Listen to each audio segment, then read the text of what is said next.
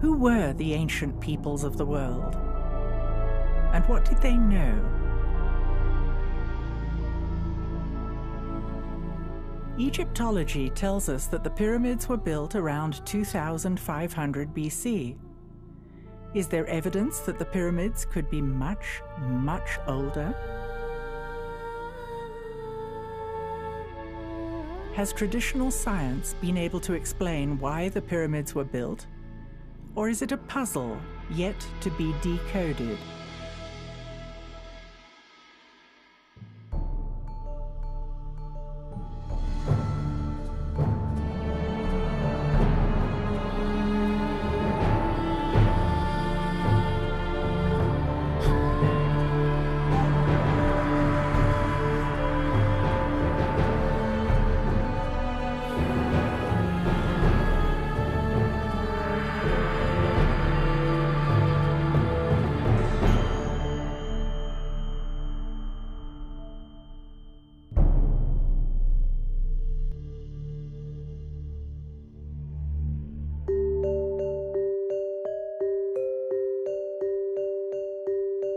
At the geodesic center of the world, at the mouth of the Nile Delta, there are pyramids built by an early civilization clustering at 6 distinct sites. One pyramid is up a mountain. It can be seen from space. Curiously, the inside is open to the air. What was its function?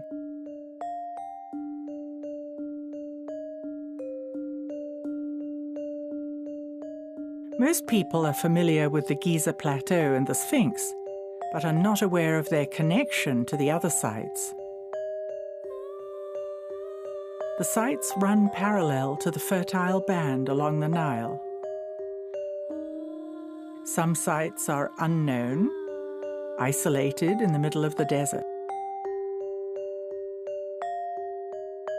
Other sites are known, but are only partially excavated.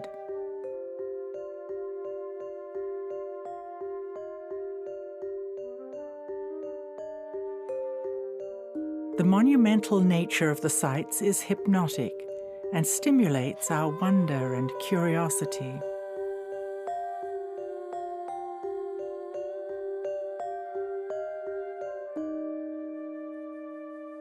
All the sites show evidence of sophisticated engineering, advanced technology, and monumental architecture.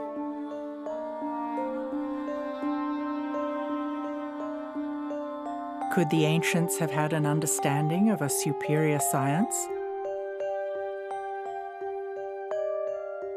Is it conceivable that there's a correlation between the sky and the ground?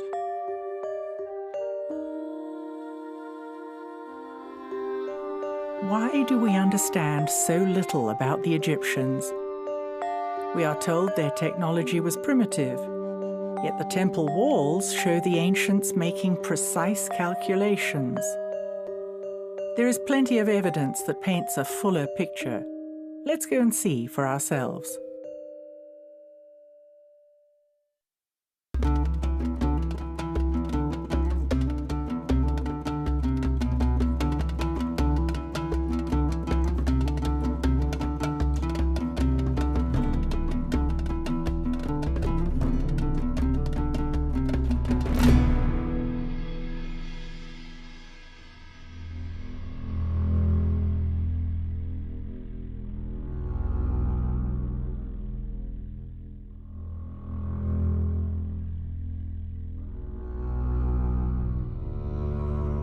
So here we are on location at Abu Raush, which is a fascinating site in that it's up a mountain. This is a pyramid like no other, open to the air. This site really debunks the theory of pulling stones with rope to get them up on top of a pyramid, in that the stone would have to come up a mountain before it went up a pyramid.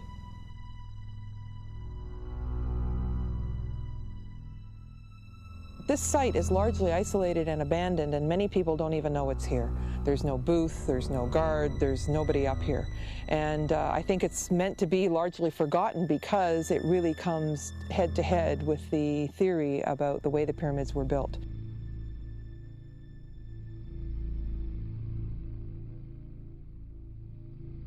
When you look around the site, you see evidence of small stones that are newer, medium stones, and then the ancient large stones.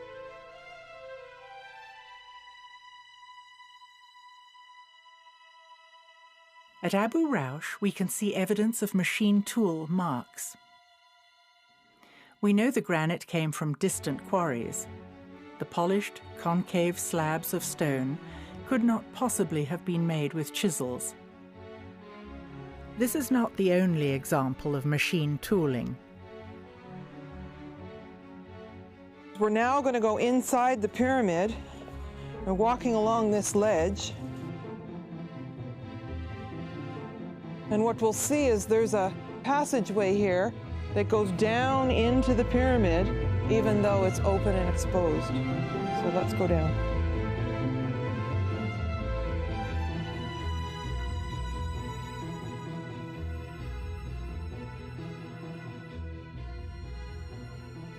If you stand here, all the way through this area, the stone seems to be blackened, and it's evidence of high heat of some kind.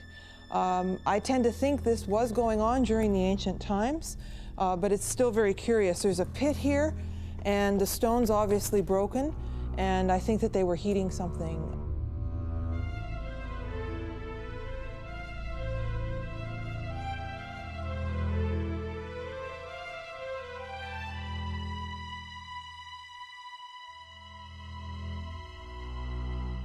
This is the northern point of the Band of Peace. It's the top pyramid in a series of 22 pyramids that go from north to south.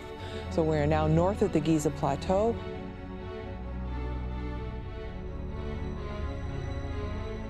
As you can see on this map of the Band of Peace, all these sites trace the shape of the River Nile. A new theory suggests that the Nile once flowed right in front of the pyramids, and the causeways of all the sites touched the river itself. Considering that the Nile is the lifeblood of Egypt, just as rivers all around the world are vital to the cultures living by them, it seems obvious that important sacred structures would be built directly on the river, not 8 miles away from it.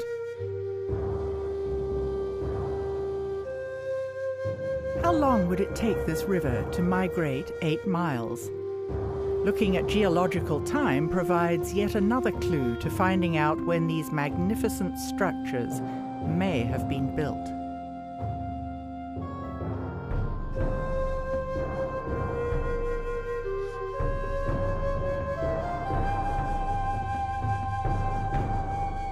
This probably was a seabed, and that the mouth of the Nile started here and that moved along in front of all these pyramids. One of the features of each of the sites in this area is that you can see the pyramids of the next site from the original. From here, the volume of the Great Pyramid and the Second Pyramid look the same. When we get to the next site, we see the volumes are obviously different.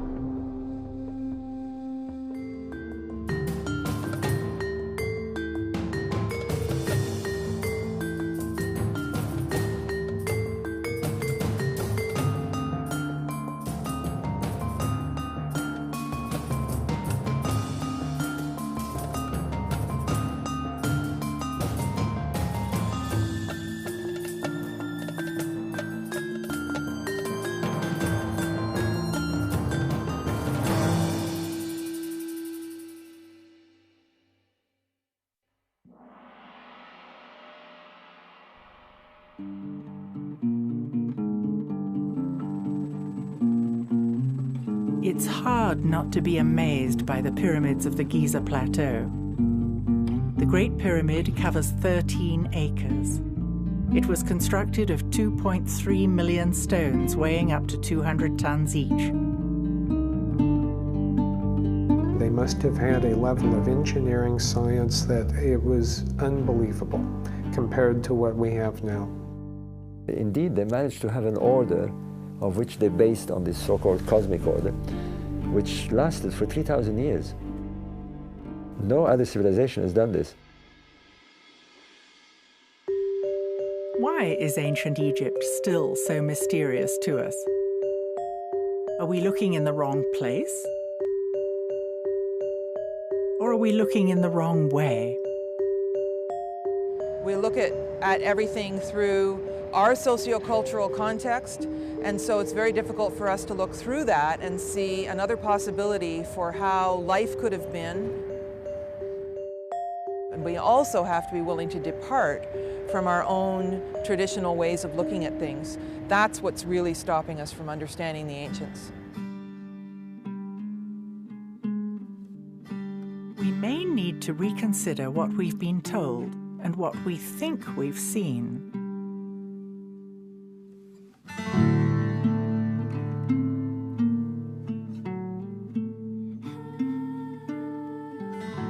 For example, instead of thinking that the Egyptians put the causeway at an angle because the Sphinx was in the way, we could consider another reason. At summer solstice, the sun rises along the causeway in front of the Great Pyramid and moves across the sky, setting between the Second and the Great Pyramid, making it hotter in summer. In the winter, the sun rises in line with the Grand Causeway by the Second Pyramid and sets between the Second and Third Pyramids, making a short trajectory, resulting in cooler weather. It appears that the causeways are deliberately pointing towards the rising sun on the summer and winter solstices. Orthodox Egyptologists insist that the pyramids were tombs. Of all of the wild theories floating around the pyramids, the actual wildest is the one that's accepted without question by all Egyptologists, which is that the pyramids served as tombs. All of those concepts about it being a tomb are nonsense. Of all of the theories for which there's zero evidence, that one has zero squared evidence. In fact, I don't even think there's good evidence that it ever was a tomb for any pharaoh whatsoever. I mean, it's obvious we don't find mummies in the pyramids. There's no question you can bring up that Egypt that isn't debatable. The Egyptians themselves, in at least one stone tablet and one papyrus, tell the story that ancient Egypt is much, much older than the Egyptologists think it is. Where the Great Pyramid sits, I believe, is on a much more ancient site. Under the Great Pyramid to this day is the descending passage in the subterranean chamber. I think there's very good evidence that that was carved out in what we would call pre-dynastic times. That goes back to a very ancient date.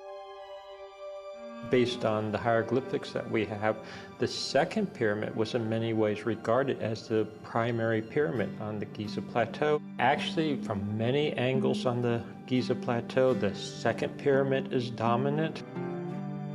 The structure underneath it, or the base of it, was older than even the Great Pyramid.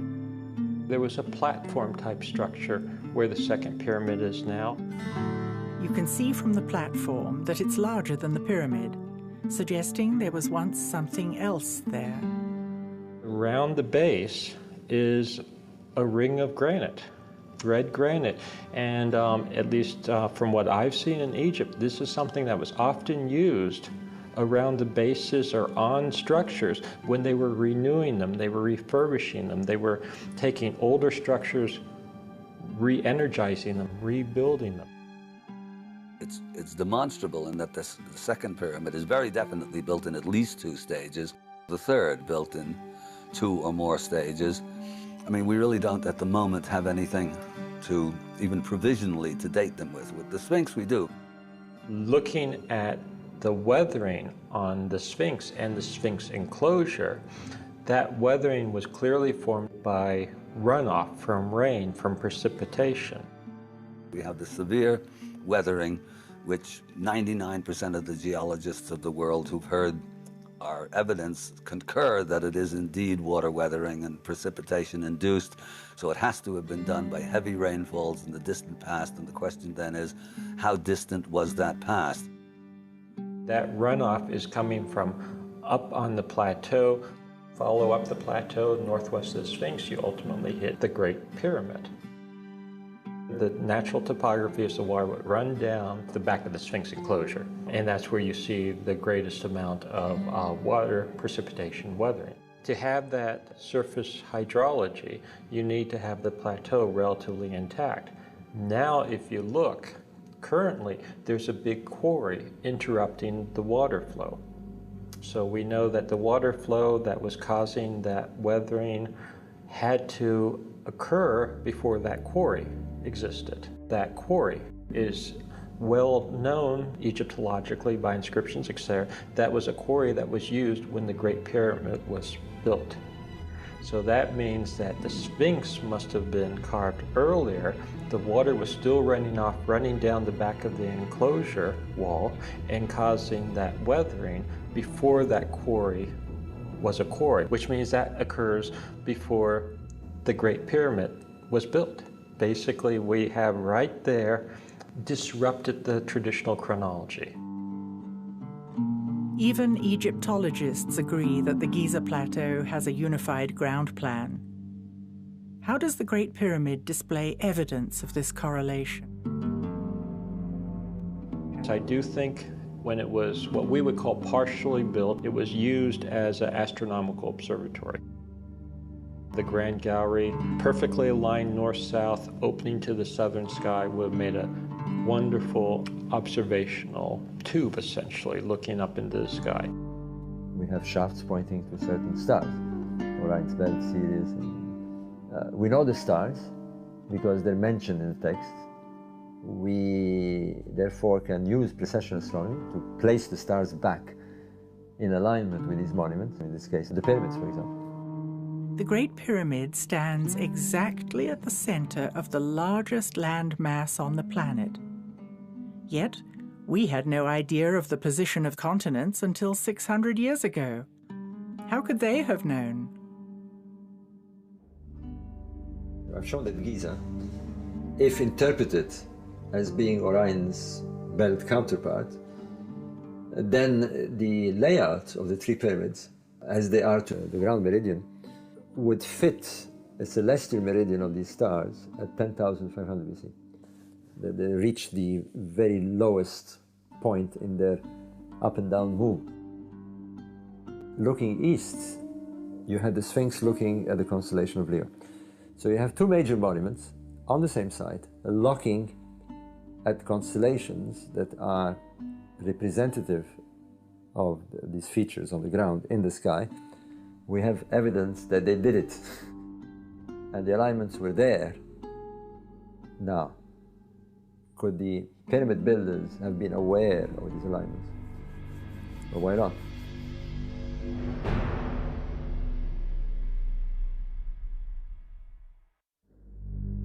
With this evidence, it would seem that it's time to rethink what we've been told.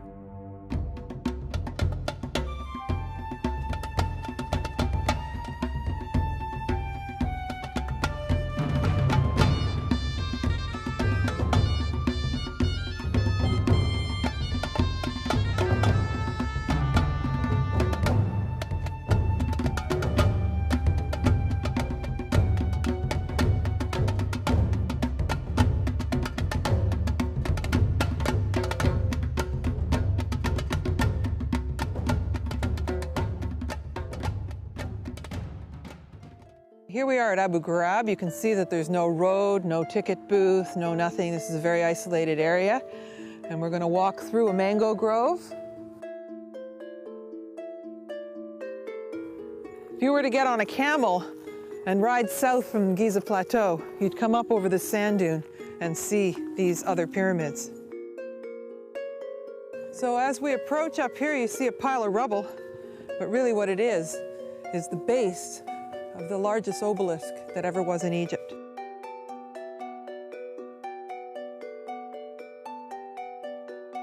Well, here we come up to the platform of the crystal altar.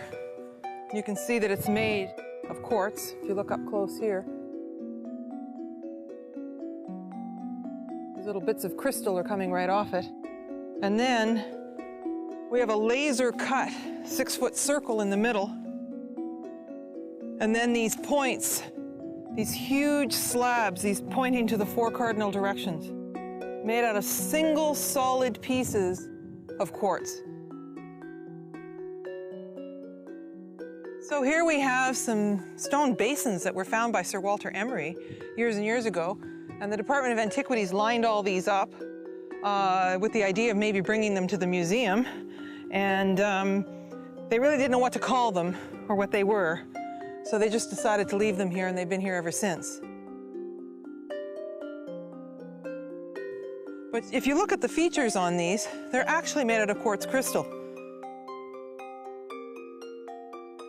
We'll look up close at some of the places, but when there's little fragments that break off, it's actually a hunk of quartz. And there are these little holes inside, and they say that they were for animal sacrifices and the blood would drip through. I don't know. I really don't think that's what happened. No one has ever come up with a theory that satisfies me about what they're for. Is there anyone who knows more about this area?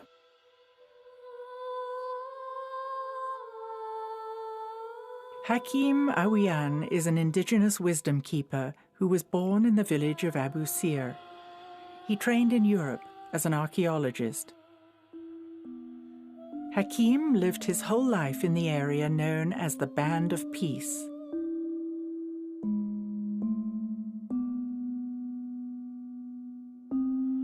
The Giza Plateau was his front yard. 1936-37, the Sphinx then was covered with sand up to the neck, and there was my playing yard. There are tunnels. I used to walk in these tunnels. In water, I used to crawl sometime because it's narrow. At Abu Jarab, we have a crystal altar, a round disc in the middle of 4, a symbol of Hotep, and the word Hotep means peace and food. This round disc, it's a lid on a shaft about 180 feet deep to the level of the ocean. And that is still running water in there, and you can feel it while you're in the area. These instruments were not found in a line like you see today. It's 9 of them, but they found around the area. And there is still some more to be found. And then we have oldest obelisk located in Egypt. Next to that altar, what's left of the what you call hieroglyph writing, that is Sufi writing. It has the obelisk and the disk of the sun and words saying the heart of the sun. Ibra.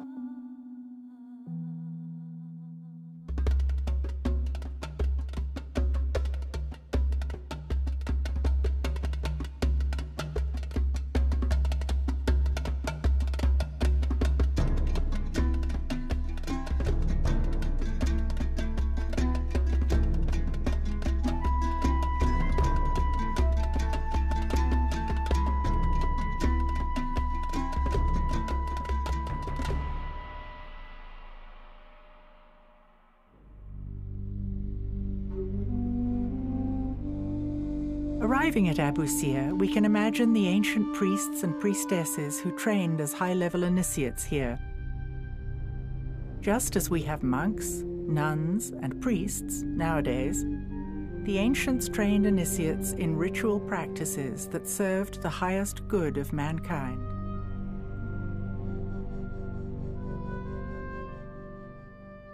Here we are at Abu Sir, and it's very obvious. You can see the old riverbed. You can see the pyramids of Saqqara and the pyramids of Giza from here. But more importantly, you can see the old causeway, and you can imagine that boats used to come along the river, and then the high-level initiates would just step off the boat and walk up the grand causeway and through the pillars into the temple, which is in front of the main pyramid. Spiritual connections would nourish the initiates, instilling a sense of peace and purpose. These elegant columns are carved from solid granite.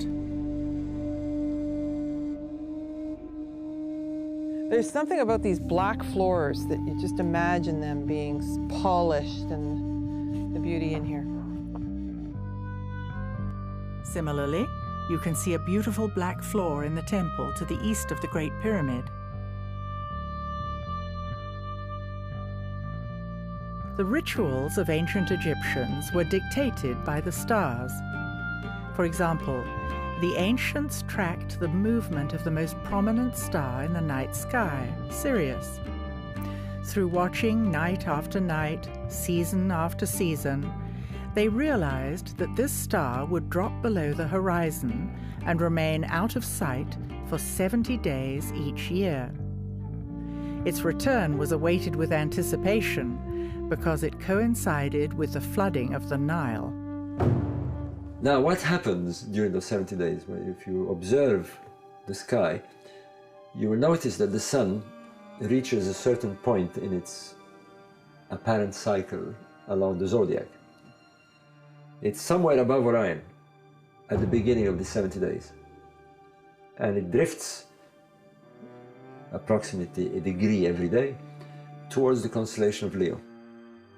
So the 70 days are bracketed by Leo and a point somewhere above Orion.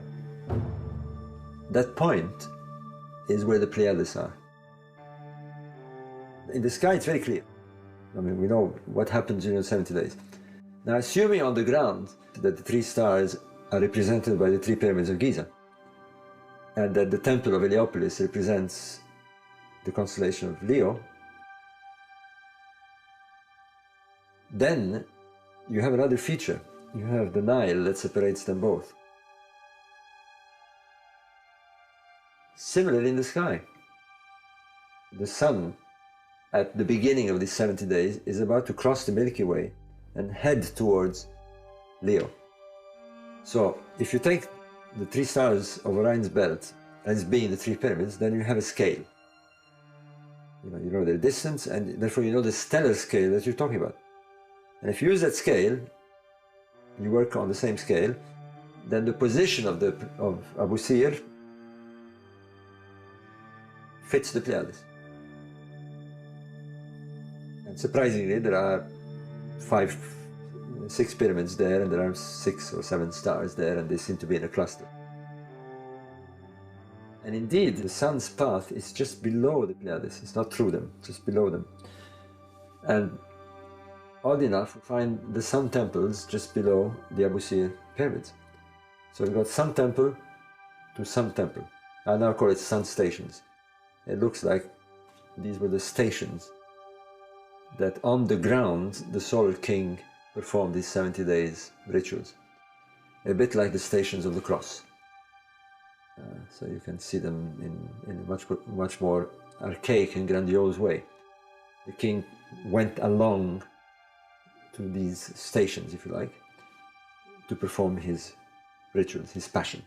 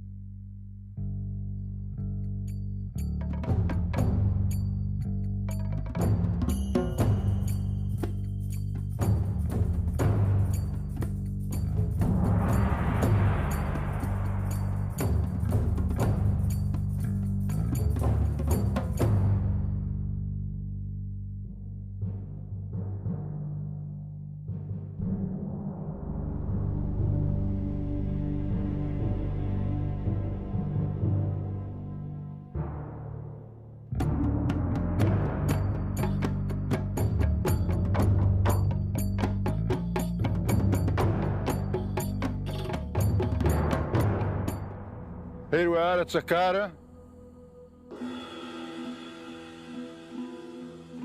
This is the famous step pyramid of Djoser. Djoser is a title to the king of the third dynasty, 2900 BC, roughly, said the books.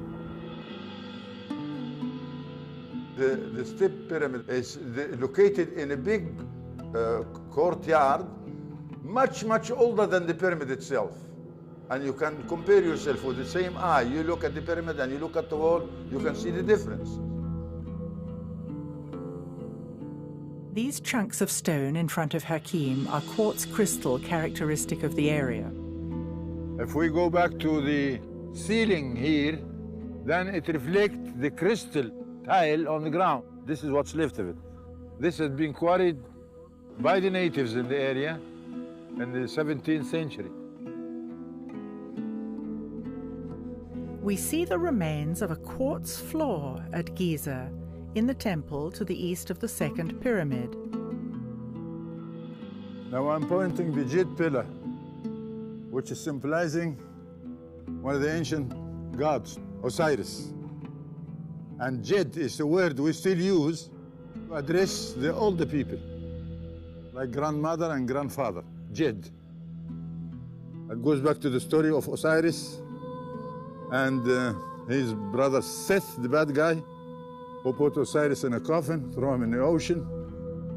The ocean took him place Phoenicia, Lebanon today.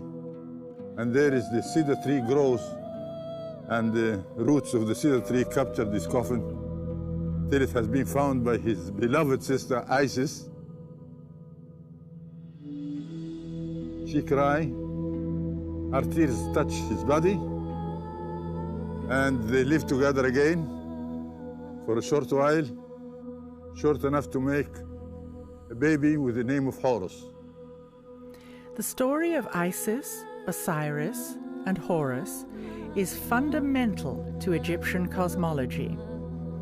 Isis is connected to the star Sirius, and Osiris is connected to the constellation of Orion. Horus is their prodigal son. I'm going to take you now to see that hospital, the healing with the sound.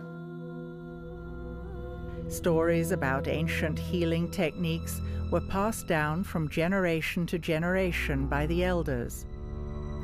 Hakim explains how sound played a part in diagnosing and healing patients. That line of construction you see like 3 chambers, it's what's left of the house of the spirit. And it's a healing system with a sound. It's a medical investigation table. And the patient have the right to use either side of the stairs. One on the right, one on the left. So he have to follow, or she have to follow her own antenna to climb up there and choose the point where she stands.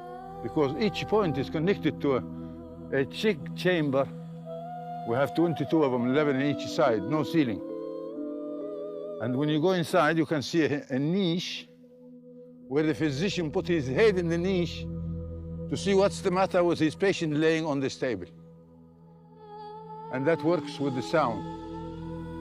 And the sound source is running water in a tunnel underneath here.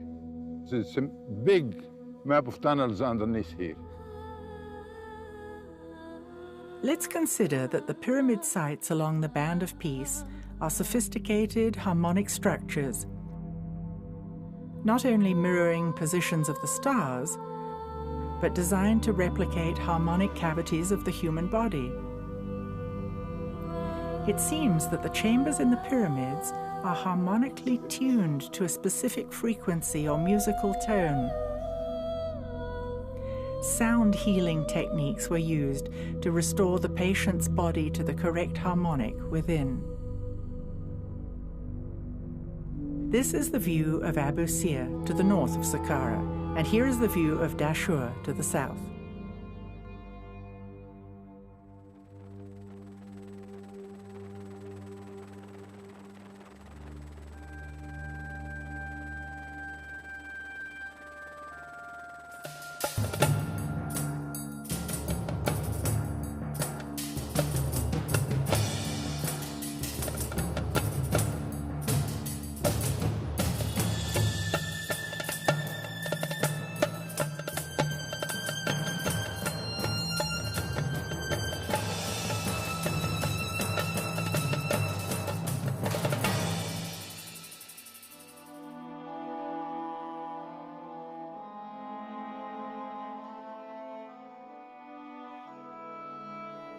Here we are on location at the Bent Pyramid.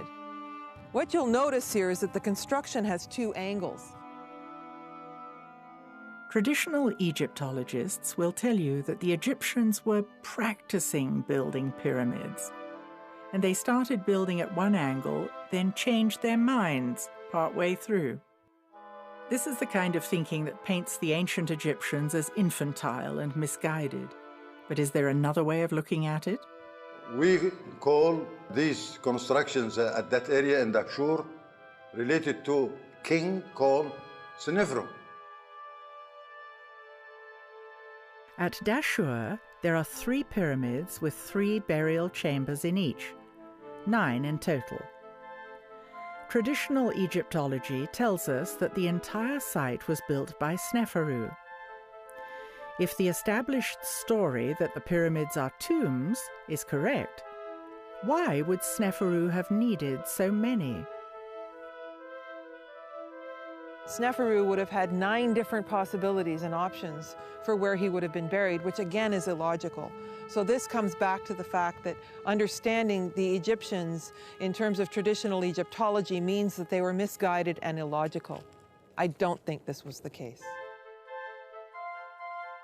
Now, when you come to the word Seneferu, sin means double. Nefer is harmony, so it's double harmony. It's not a name of a person, but it's the energy we get from these constructions.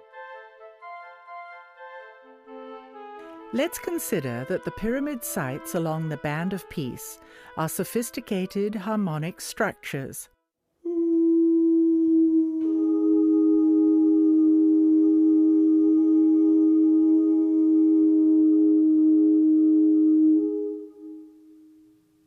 It seems that the chambers in the pyramids were harmonically tuned to different frequencies or musical tones. The Bent Pyramid, it has 2 chambers for 2 different sounds. Each chamber in each pyramid, then, could be exemplifying sound technology with distinct tones, creating huge fields of harmonic resonance.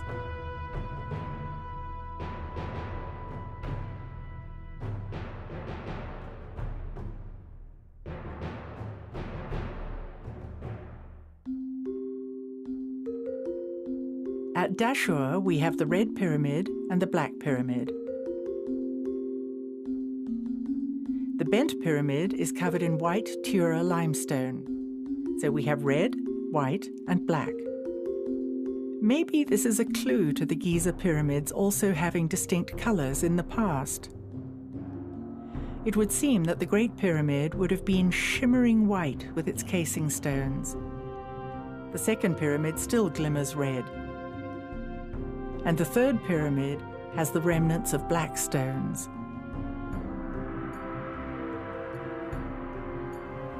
This is the old riverbed where the Nile flowed in times past. Here is the Black Pyramid. Egyptologists say the pyramid builders were experimenting and they miscalculated, so the pyramid broke apart. Could there be a different explanation? Another pyramid with similar construction, 100 kilometers south of the Band of Peace, is known as the Maidum Pyramid. Today, when you walk around Maidum Pyramid, you will find out that on the ground is a coat of black color flint. And the evidence is this. When you pick up one of these flints, you see it's black at the top and the bottom is a different color. And there is a catastrophe happen over there. I want you to look at the ground. You can see a coat of smoke affect the flints on the ground. Maidum is not the only place that looks as though there was an explosion. Look at this giant crack in the solid stone of the Red Pyramid. It would have taken a huge force to crack the solid rock. There is a crack in the subterranean chamber in the Great Pyramid. And there is another one in the Grand Gallery. There are weird chemical burns in the Red Pyramid. What could have caused these? Old photos of the king's chamber in the Great Pyramid show the stone as black. The room was cleaned and restored, and now we can see the walls are pink granite. The granite sarcophagus has a broken corner, and the wall next to it has a giant crack. What kind of force could have caused this? Is the Department of Antiquities erasing evidence under the guise of restoration? Where did we get the history of Egypt? Herodotus was a Greek historian in the 5th century BC. He wrote from his perspective with help from local people, and we have been repeating it ever since. It's a fake story. I want you to know yourself, to wake up, to wake the senses and look carefully what you are looking at.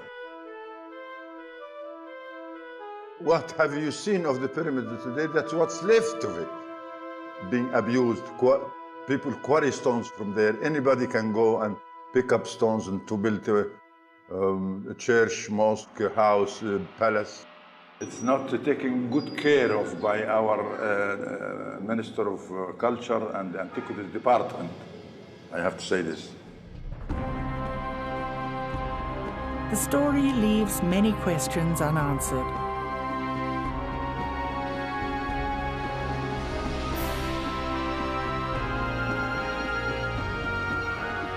Maybe it is time we use the evidence to reconsider what we've been told.